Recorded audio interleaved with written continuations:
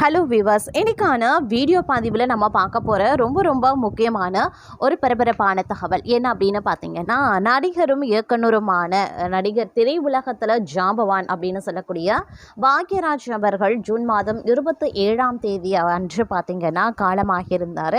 அவருடைய வயது 72. மாரடைப்பு காரணமாக பார்த்தீங்க அப்படின்னா அவர் மரணம் அடைஞ்சார் அப்படின்னே சொல்லலாம். அவருடைய மரண செய்தி, அவருடைய இறப்பு அப்படிங்கிறது தாங்கிக் கொள்ள முடியாத ஒரு பேரதிர்ச்சியாகவே அனைவர் மத்தியிலுமே இருக்கிறது அப்படின்னு சொல்லலாம். அதுலேயும் பார்த்தீங்கன்னா திரைத்துறையில் பார்க்கும் பொழுது அடுத்தடுத்த இருபெரிய ஜாம்பவான்களினுடைய மறைவு அப்படிங்கிறது நீங்கா துயரத்தை ஏற்படுத்தியிருக்கிறது அப்படின்னு தான் சொல்லணும். அதிலும் அவருடைய குடும்பத்தை சார்ந்தவர்களுக்கு அது ஒரு மிகப்பெரிய இழப்பாகவே பார்க்கப்படுகிறது அப்படின்னே சொல்லலாம்.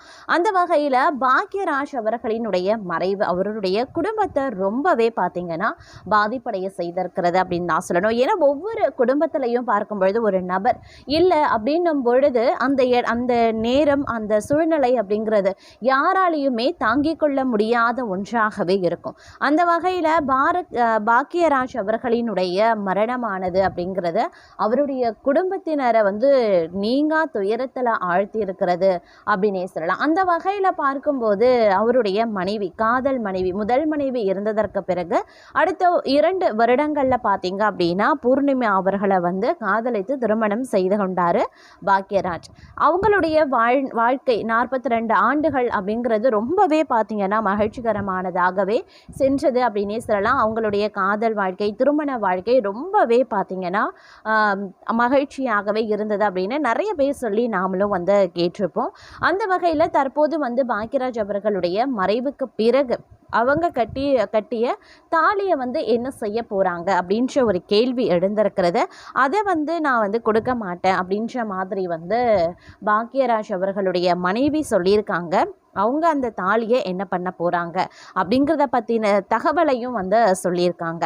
அது குறித்த தகவலோடு இன்னும் பரபரப்பான அப்டேட்ஸை தான் நாம் இன்னைக்கு வீடியோவில் தெரிஞ்சுக்க போகிறோம். ஸோ இந்த பதிவு உங்களுக்கு மிக பயனுள்ள விகிதத்தில் இருக்கும். வீடியோவை ஸ்கிப் நாம் கடைசி வரைக்கும் பாருங்கள்.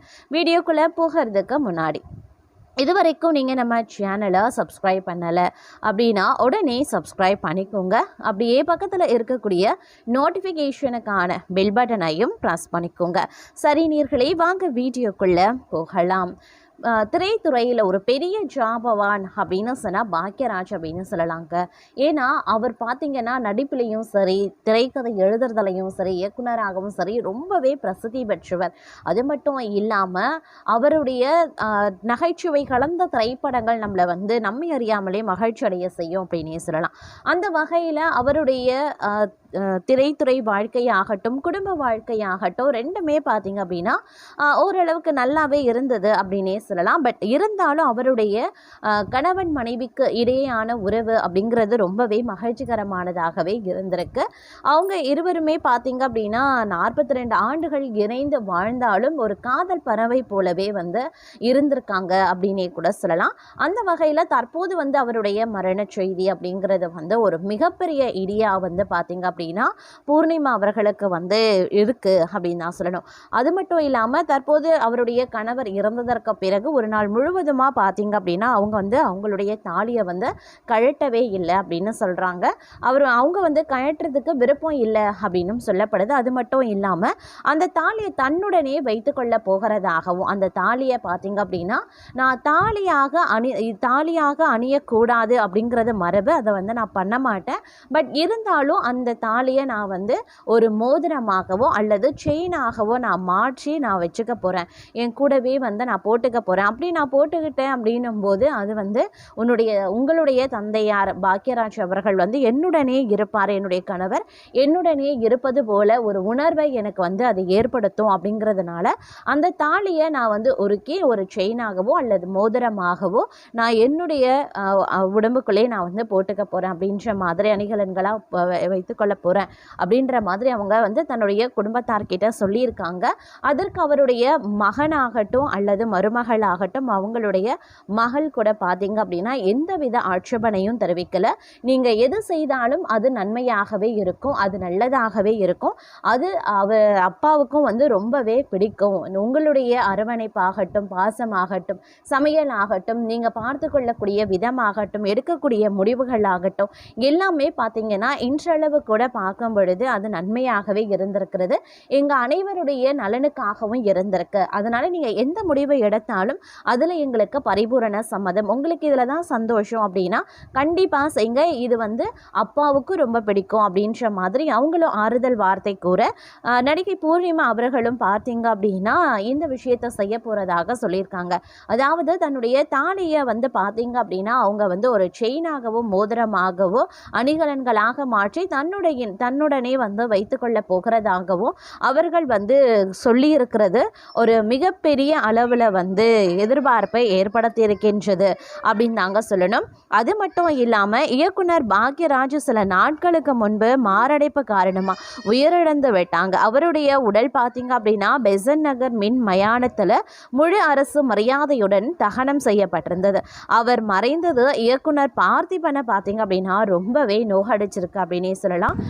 இந்த நிலையில் பாக்யராஜ் குறித்து தன்னுடைய மனதின் ஆழத்தில் இருந்து ஒரு பதிவை வெளியிட்டிருக்கார்.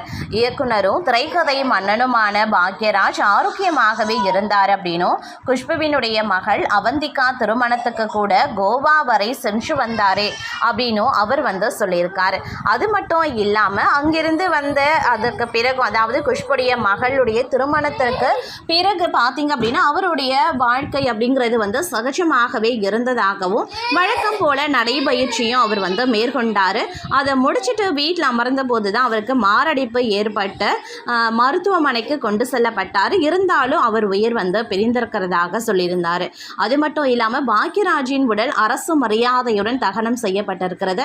அவரது உயிரிழப்பு குடும்பத்தினரை போலவே பார்த்திபனையும் ரொம்பவே பாதிச்சிருக்கு. அன்புடன் உங்கள் கே பாக்யராஜ் அப்படின்னு எழுதப்பட்ட தாளினை அட்டையில் வச்சு துக்க வீட்டில் முகப்பில் மாட்டியிருந்தார். இது பார்த்தீங்கன்னா அனைவரையும் கலங்க செய்தது அப்படின்னே சொல்லலாம். தகனம் செய்யப்பட்ட பிறகும் பாக்யராஜ் குறித்து உருக்கமாகவே பதிவிட்டிருந்தார். அவர் வெளியிட்டிருக்கக்கூடிய பதிவில் கடைசி வரை யாரோ பாடிய கண்ணதாசனுக்கே காடு வரை தானே பாரதி ராஜா சாருக்கும் அப்படித்தான் மதுரை காட்டுராடு வரை சென்றேன், அதுவே விளிம்பு, அதற்கு பின் மண்ணுக்குள் அவர் மட்டும் சென்று விட்டார்.